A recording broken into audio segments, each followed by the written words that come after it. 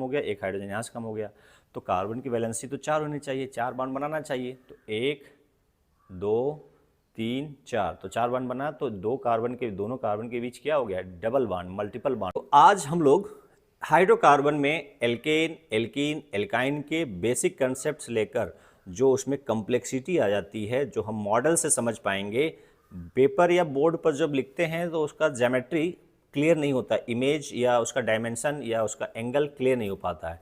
तो उसी डायमेंशन, उसी स्ट्रक्चर को क्लियरिटी के लिए मैं आज with the help of ball and stick model से कोशिश करूंगा कि आपको कंसेप्ट अच्छे समझ में आ जाए।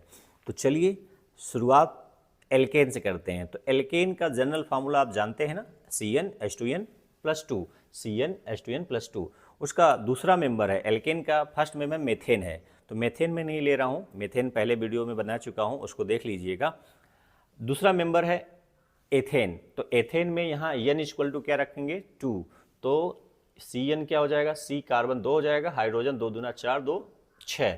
तो यहाँ पर आप देख रहे हैं कि 6 हाइड्रोजन है और 6 हाइड्रोजन एक कार्बन से नहीं जुड़े हैं, 2 कार्बन से 3 जुड़े हैं, यानी प्रत्येक कार्बन से 3 हाइड्रोजन जुड़े हैं, ठीक है। और इसका सफिक्स जब हम लिखते हैं तो क्या लिखते हैं, एन। एल्कीन के लिए इन, एल्काइन के लिए वाइन, YNE, आइन बोलते हैं।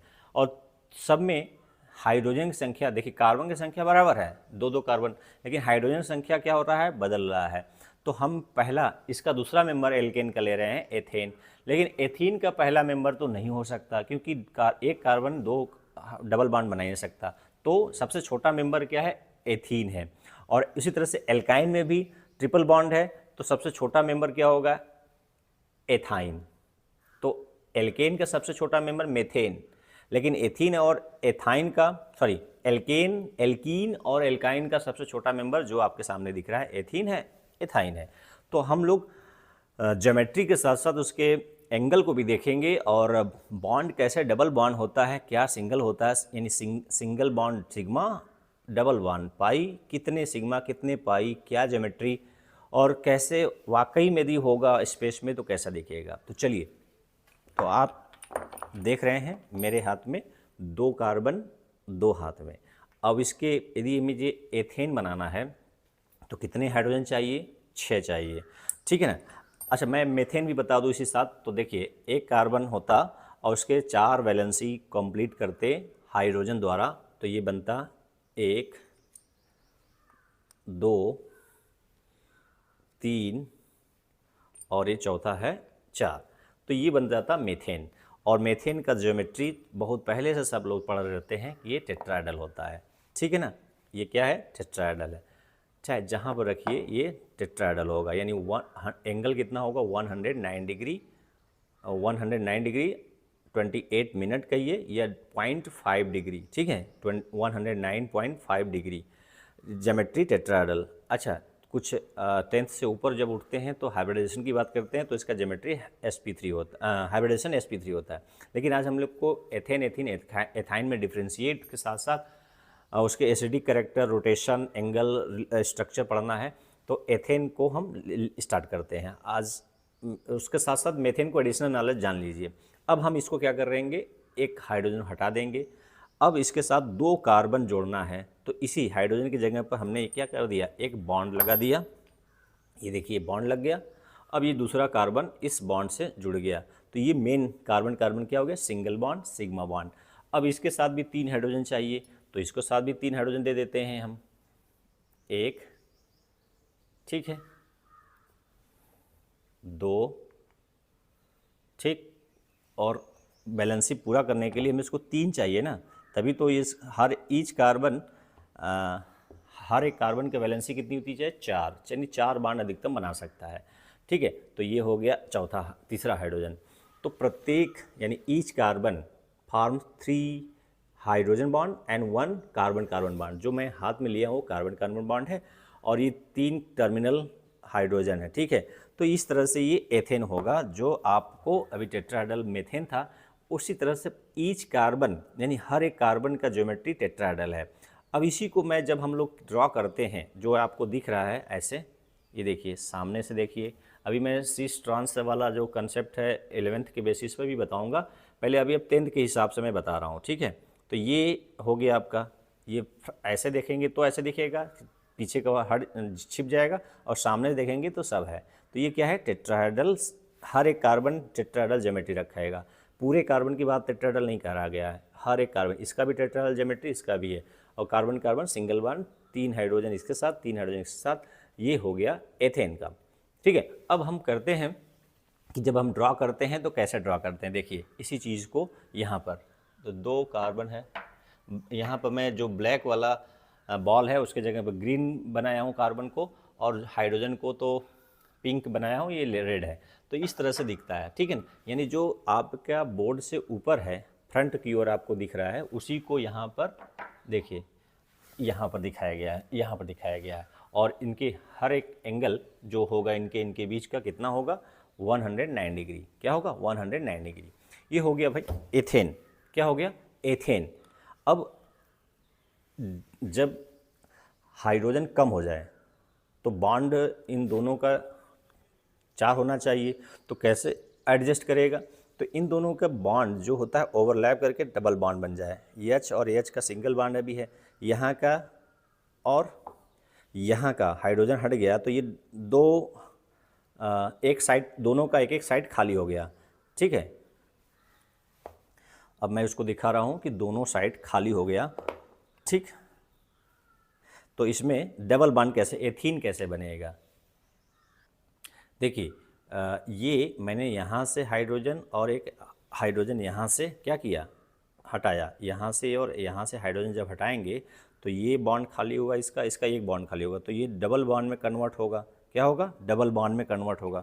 तो मैं ये स्प्रिंग की सहायता से ये बताना चाह रहा हूँ डबल बॉन्ड कैसे कन्वर्ट होता है और ज्योमेट्री कैसे बदलती है। तो देखिए ये मैंने लगा दिया यहाँ बॉन्ड, तो ये वाला बॉन्ड खाली है तो इसके साथ डबल बॉन्ड बनाएगा। ये थोड़ा सा मैं नीचे रख के बना रहा हूँ, टाइटली होल्ड करना पड़ता है। अब एंगल इसका क्या हो गया, बदल गया। अब देखिए इसका एंगल देखिए, कार्बन कार्बन के बीच अभी कितना था, सिंगल बॉन्ड था। कितना बॉन्ड था, ये सिंगल बॉन्ड था, ये वाला मैं लगाया था सिंगल बॉन्ड था। अभी क्या हो गया, एक हाइड्रोजन यहाँ से कम हो गया, एक हाइड्रोजन यहाँ से कम हो गया। तो कार्बन की वैलेंसी तो 4 होनी चाहिए, 4 बॉन्ड बनाना चाहिए। तो 1 2 3 4, तो 4 बॉन्ड बना, तो दोनों कार्बन के बीच क्या हो गया, डबल बॉन्ड, मल्टीपल बॉन्ड हो गया। डबल बॉन्ड को हम मल्टीपल बॉन्ड भी नाम से जान सकते हैं, मतलब ट्रिपल बॉन्ड हो या डबल बॉन्ड हो तो मल्टीपल बॉन्ड भी बोलते हैं। तो जो सिंगल बॉन्ड था उसको हम आगे क्लास में पढ़ते हैं सिग्मा बॉन्ड, और जो सिग्मा के साथ साथ एक डबल बॉन्ड बन जाता है उसमें एक पाई हो जाता है। तो इसमें एक सिग्मा रहेगा, एक पाई रहेगा। कौन सिग्मा कौन पाई ये आप नहीं जान पाएंगे, बस इतना याद रखिए, 2 बॉन्ड रहेगा कार्बन कार्बन के बीच, तो एक सिग्मा एक पाई रहेगा। ठीक है, तो अभी ये क्या हो गया, एथीन।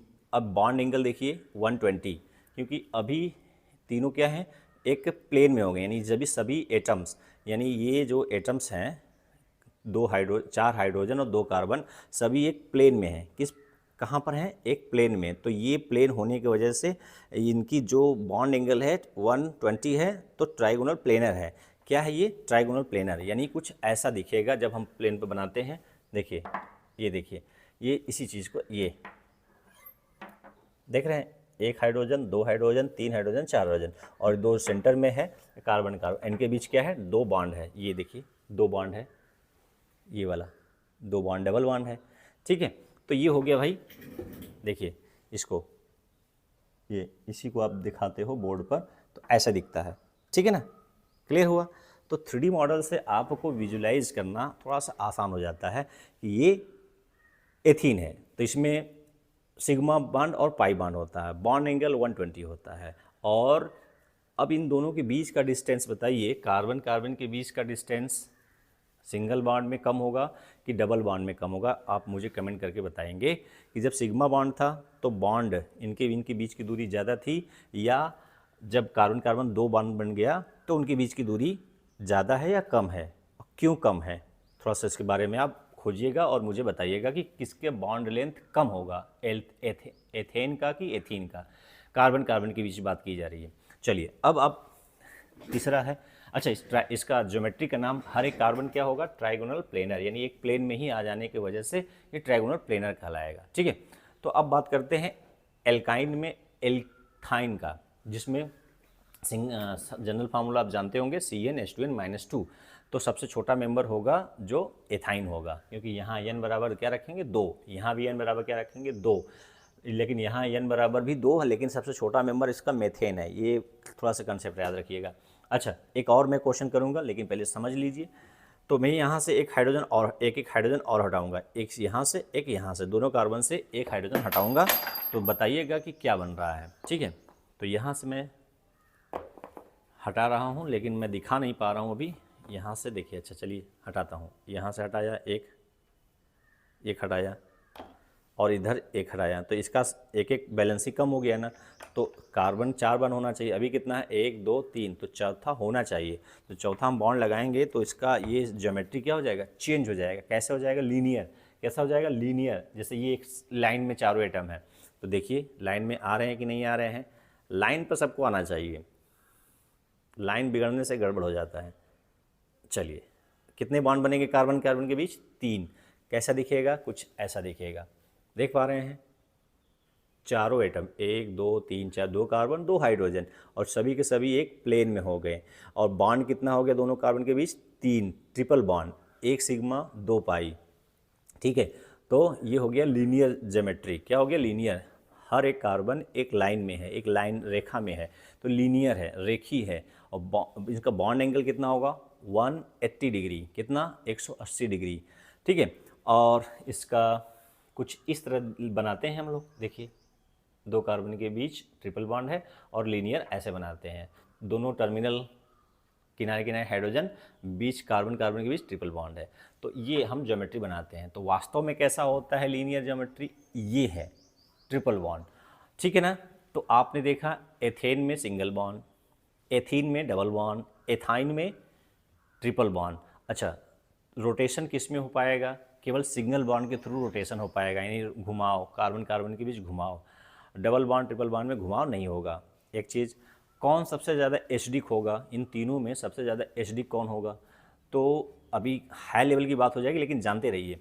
तो सबसे ज़्यादा इन तीनों में एथाइन मोर एसिडिक होगा कंपेयर टू एथीन, और एथीन मोर एसिडिक होगा कंपेयर टू एथेन। क्यों होगा, ये आप अभी आगे पढ़ेंगे, क्योंकि इलेक्ट्रोनेगेटिविटी की बात होती है, हाइब्रिडेशन की बात होती है। तो अभी मैं 10th लेवल की बात किया हूँ, फिर जब 11th लेवल की बात करूँगा तो उसको वहाँ डिटेल बताऊँगा। ठीक है, तो ये था आपका हाइड्रोकार्बन में एथेन, एथीन, एथाइन। ज्योमेट्री कैसा होता है, कैसे स्पेशियल अरेंजमेंट होता है, क्या हम कैसे पेपर पर ड्रॉ करते हैं, क्या रियल होता है, ये आप समझ गए होंगे और समझने का प्रयास किए होंगे। तो ये मेरा प्रयास था कि आप वाकई कंसेप्ट को समझिए और केमिस्ट्री से नाता जोड़िए। तो इसी के साथ आज इतना ही। और वीडियो अच्छा लगता है, आप चाहते हैं कि आपके दोस्त भी, आपके मित्र भी, आपके रिलेटिव भी इसको देखें समझें, तो उनको शेयर कर सकते हैं। और सब्सक्राइब करना, लाइक करना, ये आपके ऊपर है। अच्छा लगता है तो कर सकते हैं, नहीं अच्छा लगता तो कुछ मैं नहीं कहूँगा, डॉट डॉट डॉट कहूँगा।